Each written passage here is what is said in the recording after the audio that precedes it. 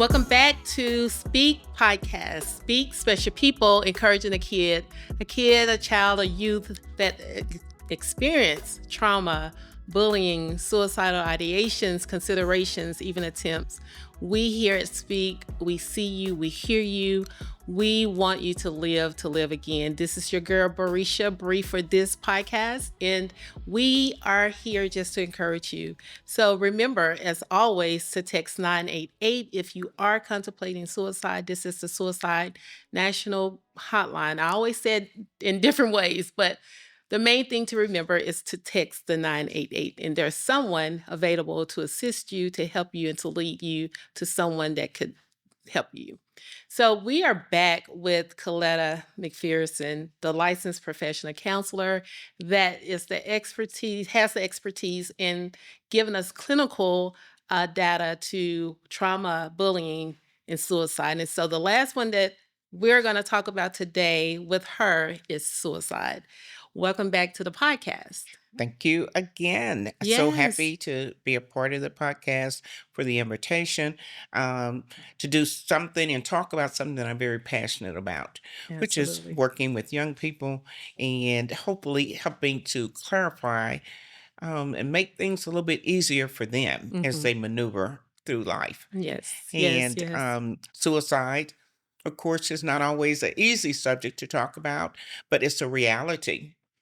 It's a And reality. it's a It's reality. happening It's more happening more more frequently. frequently. Yeah. And you say the word more frequently, but the research shows that there's been a major increase in the number of suicides Mhm. since the pandemic.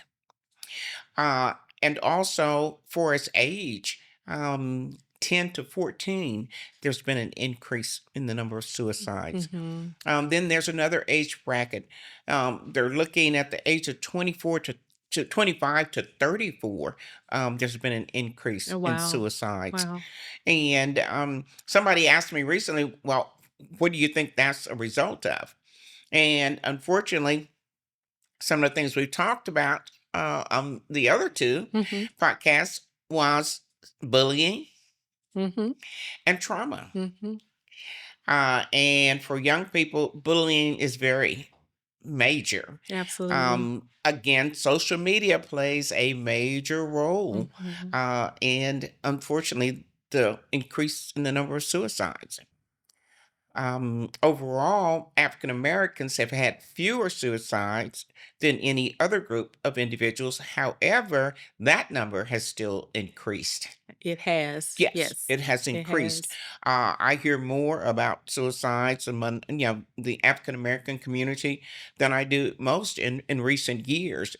And suicide, as most of us know, doesn't generally just happen. There's some things that kind of lead up to that. There's some, you'll see some depression, or sometimes we're looking at the individual, but we're not sure what we're looking at, and they may be experiencing depression. There's Mhm. one thing somebody asked me, a young person asked me just recently, what's the difference between being sad and depressed?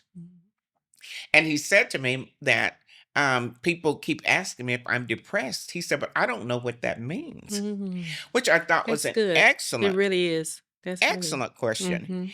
And so we talked about, I kind of asked him in return, well, what do you think that sad looks like? And he said, I'm not sure. I said, well, we all experience sadness. We all experience depression. It's just the extent of it. And sadness is, we wake up some days and it's just not a good day. So we're sad. Sad is something that we're able to maneuver through that is not long term.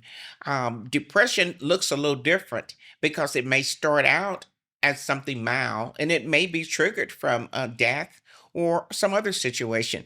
But when it lingers Mhm. and it goes unattended and it begins to affect you mentally, it begins to affect your appearance, Mhm. it begins to affect your sleep and your appetite. Those are signs that you're in a major depression state of Mhm. mind, and it's probably time to find somebody to talk to Right. or to seek out some help. Mhm. You said 988, which is always an excellent resource. Um, there's, of course, you can go on social media and it can give you the signs of depression. And, a lot of times, Google. yes, you can Google it. A lot of people, want to self diagnose themselves. Right. I think Right. it's okay to look at that information, but I think you need to be able to take that and find a resource in your community to get the help that you need. Even if you're not sure if you're depressed, it's okay. You need to have someone you can talk to, someone to process that with. Mm-hmm. Sometimes maybe it is the onset of a mental health disorder. And, it's time to get the help that you Right. need. Right. And that's okay to ask for help. I think people struggle with asking for help. I did a speaking engagement a couple of years ago, and a lady kind of walked me out to my car afterwards, and she said, "My brother committed suicide a month ago," and she said, "People seemed to be surprised when they found out that he took his own life." She said, "But I wasn't." Hmm. And I was just intrigued by that answer. And of Right. course, it's stuck with me ever since then. And I said to her, "Well, may I ask why you were not surprised?" She said, "Because he had been depressed for months and months and had begun to self medicate." Mm. Which is another thing that people will do. And it's interesting because a lot of people will self medicate with alcohol, which is a Mm-hmm. downer. Mm-hmm.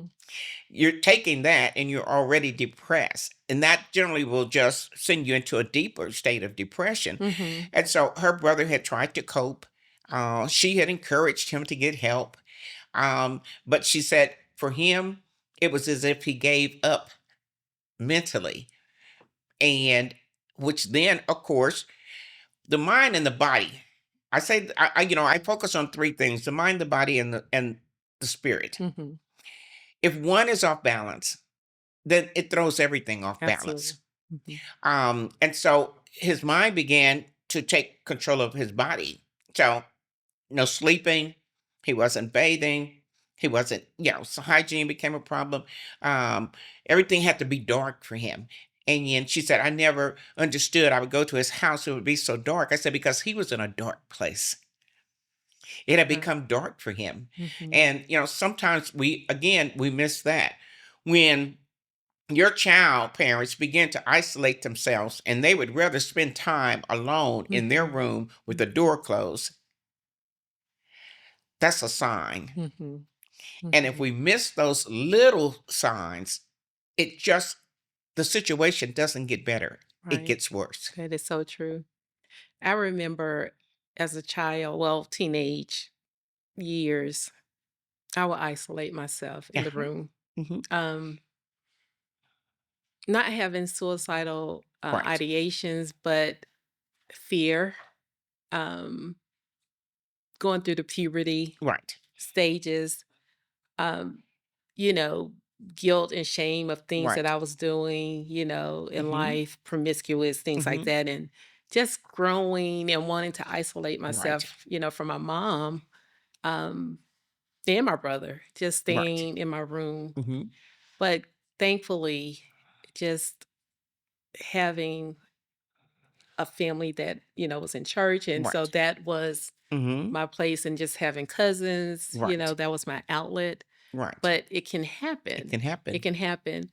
Thinking of children, just hearing the statistics, Right. and it's continuing to increase. And I remember before hearing about copycat, Hmm. like the game copycat, like children would Right. would try to Hmm. commit suicide because they're mimicking someone else, Right. they're copying Right. what someone else did, Right. or the game Russian roulette, and Hmm. they don't know the seriousness No, of that. they don't. They And they're don't. doing it because they're thinking it's a game. And I had Right. just said a game, but it's not a game. Right. It's not a game. Right. And then, again, as you said, because it's like, well, if somebody else took their life, if I see that on Google, then because they were unhappy, and you start saying to yourself, well, I'm unhappy. So I can do the same thing. What I thought was interesting, Bree, when I looked at the numbers and they start talking about the age of 10 to 14. Well, that's a transition stage in your life if you think about it. Mhm. Especially nowadays, it used to be, you start maturing at 14, now it's at Mhm. 10. Mhm. Mhm. You're so influenced by the people in your life, and I mean your peers mainly at that Right. point. Right. You're coming to kind of get to know what you like and what you don't like. Mm-hmm. Mm-hmm. You think about it, you're starting to, if you haven't already, which most of us have, but what is it that you like and what you don't like? All that begins to happen. Whether Identity. you like me or don't like me Mm-hmm. at 14, Mm-hmm. that's Mm-hmm. important. Mm-hmm. So I could see where it becomes a challenge for you emotionally to even deal with life or even understand what's going on with you. For females, girls, the body is changing. Even for males, though, there's a Mm-hmm. change in the body. Mm-hmm. You'll begin to hear that change in their voice, the Mm-hmm. tone when it comes to the males. But in females, we know that that's when the menstrual cycle begins for a lot of them. Mm-hmm. So it's like the body is changing. And it's a struggle, especially if nobody, again, takes time to have that conversation with you. Right. It's about communication, communication, communication. Exactly. And then when you look at that age group from 25 to 34, parents, young people, young adults, think about it. That's, you finish your college, you're about ready to face a whole new world. Mm-hmm. It doesn't look anything like those first 24 or 23 years of your life. It's time to have to make some decisions. Life gets hard. I hear people say all the time, and I have a goddaughter. Every time I talk to her, she's finished her bachelor's degree and is looking at going to law school. But every time we have a conversation, I say, "How are you doing?" "I'm stressed. Mm. I'm stressed. I'm stressed." That's her ongoing word. And I told her, I said, I have to tell you that that brings some concern to me when I hear you use that word to describe what you're going through in life. Right. So that's a transition period. You're trying to decide what direction am I going to go in, and it can become overwhelming. And unfortunately, with everything that's going on in the world, we are so stimulated by the environment. Mm-hmm. Mm-hmm. Um, Brie, I can't express enough the importance of self care. And I think that's something parents, Yeah. you have to begin to teach your children at a very young age, Even parents even parents. having Um, taken time out for themselves. yes, yes. I work with people who are baby boomers, and I say to them, "Do you know how to take care of yourself?" Mm-hmm. And they don't. Mm-hmm. And then everything becomes overwhelming. Mm-hmm. I'm not a big news person. I don't watch the Me news. either. And my thing is so much happening in the world that has contributed to the increase in suicide. Mm-hmm. Do you think there ever would be a control of suicide attempts? Like, and when I say control, like Mhm. bringing the number back down, could it ever? I'm asking the question, but then I want to answer the question because anything is possible, Right, with God, of course. right, But suicide is on the high, it's rising, it's right. happening in every culture, every community, the poor, the You're elite, right. You're right. middle class, any Right. any class, any Right. class, it happens.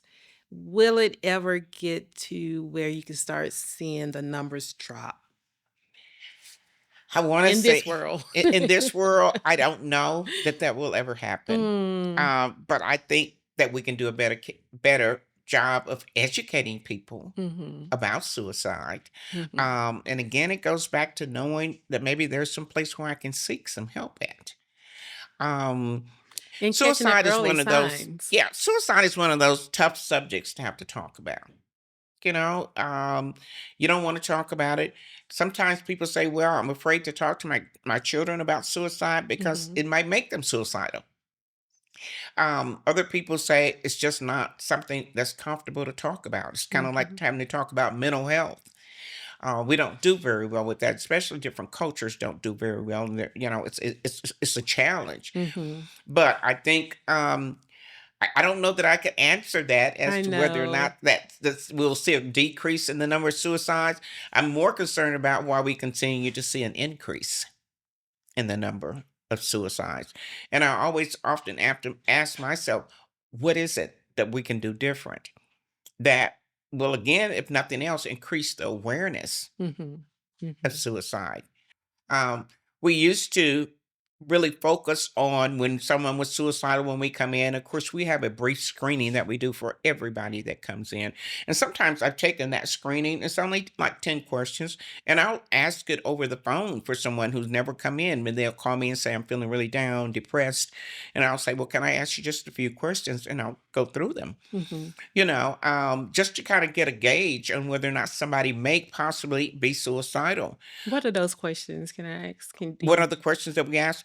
One of them will be like, have you experienced anything traumatic in the last 30 days? And we kind of focus on the last 30 days. We don't do the lifetime when we're looking at suicide.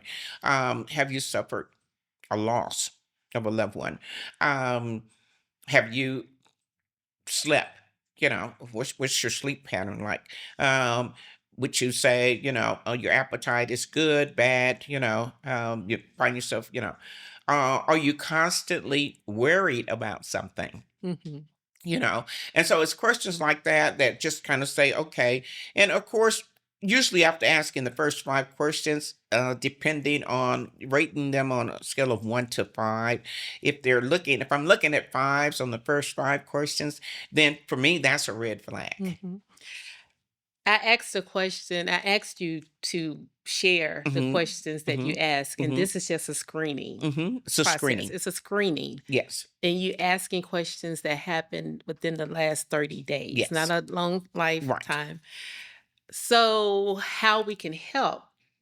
This just came to mind. Right. You know how we get in the mail like advertisement, like little ads or Oh yeah. something, and Hmm. it's really have nothing to do with your household, Right. but it's an opportunity for you to know what's out there. It's Hmm. like a resource Right. in a sense. What if a screening? Because the question is, or I guess encouragement to parents is, or even parents may be asking the questions, Hmm. how do you have these conversations with your child? Is having a screening like an advertisement in a sense, Hmm. not where you have to be clinically taught Right. how to ask these questions, Right. but or trained, but a way to have a discussion. It can be like a discussion piece, just asking these basic questions to your child. Right. How was school? Um, let's talk about your emotions. Right. Were you able to sleep Mhm, last night? mhm. Did you sleep the entire night? Did you get Right, up at all? right. Like those are that could be the That beginning could definitely be the of beginning, you something. know? Oh my One gosh. thing I'd like to see schools and churches do is to take that one-page screening, not ask anybody to put their names on it, and just see Mhm. how many people you're actually have in your congregation that is gonna score pretty high on that screening. You said something again. What I am hearing and finding out too is that some churches are opposed for having that even as a topic, Mhm, for bringing mental health in the church. And the mhm. church is supposed to be like Yes. the place where you come to get help. Right, right. I would agree But with you. some are shying away because it could cause something else, and just not ready Right, to deal with that. But right. Right before we went into the pandemic, my pastor started this thing where one Wednesday, instead of having prayer meeting, or Bible study, one Wednesday out of the month, we would do this thing called Jesus and a Therapist. And I was the speaker, and it was on different topics. And it had to do with mental health, and it had to do with suicide, and it had to do with relationships, and it had to do with communication.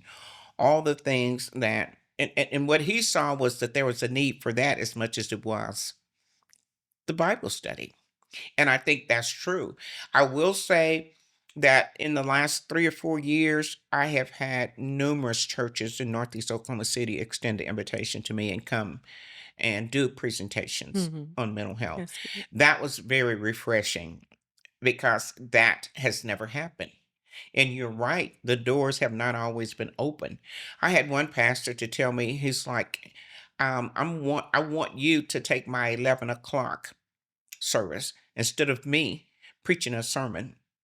I need you to talk to my congregation. He said, because when I realize when I look out at them, they're not receiving anything that I'm able to give them because there's too much other things going on. Everybody's overwhelmed with everything. And he says, and I'm losing my congregation, not because they're not open to the word, they're not able to receive the word at this time.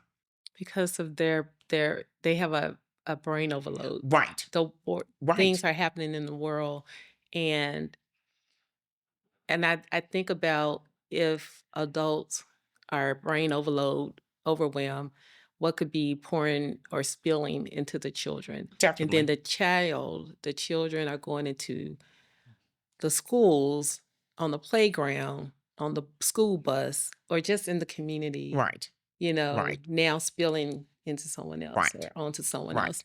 So in the last few minutes that we Hmm. have, I want to just open it up just for you Okay. to share more anything else about suicide and what to look for. What are those signs that parents can look for at home with their child, or even for teachers, Right, because teachers are overwhelmed too. right. Teachers, they're human, and they're Definitely. having their own lives, and they're having to, not only teach, but help to manage the behavior in their classroom Right. of a child. So, share for the last few minutes that we have, what are some signs to look for, and then give encouraging words. Okay. Let me just say this first of all, when it comes to our teachers and educators, I think sometimes we forget that they do have their own lives and that they are always dealing with something, just Mhm, as everybody is. mhm, I would love to see every school in Oklahoma City, state of Oklahoma, have a therapist available just for the staff to be able to process mhm, some of what they have to deal with every day. mhm. Um, That's good. everybody has baggage, and it's hard sometimes to sort through the baggage because it becomes overwhelming. It becomes too much. It's what I call clutter in the brain. And when there's clutter there, there's clutter all around you. There's signs that someone may be suicidal based on conversations they have with you. If there's ongoing sadness and depression, try and seek help for that individual. There's nothing to lose by just having a conversation. Maybe there is something else going on. Sometimes we can be going through something physically and it begins to affect us mentally and emotionally. Mhm, You'll hear people say, I'm tired. I definitely hear that from, I'll say, baby boomers. And of course, they've seen an increase in the rate of suicide in amongst that age group. Or you hear a lot about people overdosing. That's become major. And some people classify that as suicide. Those individuals took their own lives. And so my thing is, I have to go back, read to communication. We have to be able to talk about the hard things. It's easy to talk about surface things, but when we have to talk about internal, it becomes difficult. But knowing the signs, parents, you have to talk to your children. You have to ask them how they're feeling. You have to help them to understand that it's okay to be sad. It's okay to cry. It's okay to be vulnerable. mhm, That you don't always have to be strong. We have this mindset that we have to be strong. Women, that you have to take care of everybody else. Well, I think that's great, and I think that you do a great job at that, but just think how great you'd be if you learned to take care of yourself first. And I think that's where it begins. mhm, Parents, when you teach your kids self-care at mhm. a very young age, that means that they become okay with who they are, not who everybody else thinks they should be. That's good. So, to kind of wrap it up, some of the signs would be isolation, Definitely isolation. sadness, depression, Right. I would also add anger or Right, aggression. right, You can see that in right. becoming Or physically yeah, abusive. right. Or watch Um, their appetites. If all of a sudden they're not wanting to eat. Um, for young people, what we see is the change in the appetite, their lack of socialization with anybody, where mhm. they, again, are isolating themselves, and you'll see a change in their sleep pattern. Okay. So one of the ways to be encouraged is communicating, having those tough conversations, and also self care, taking care of yourself, being able to identify and recognize those signs so that you can get the help that you need, and taking care of yourself as well. Yes. This is wonderful. Thank you. Thank you so much for the opportunity. Oh, you're coming back. I look forward You're to it. coming back because there's so many different topics that we want to share I with think our that's great. children, and it's only to encourage.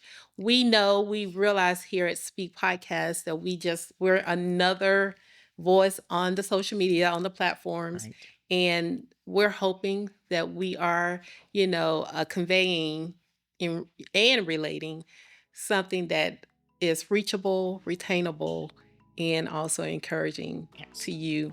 So thank you all for joining us on the Speak podcast. Speak, I always want to say more.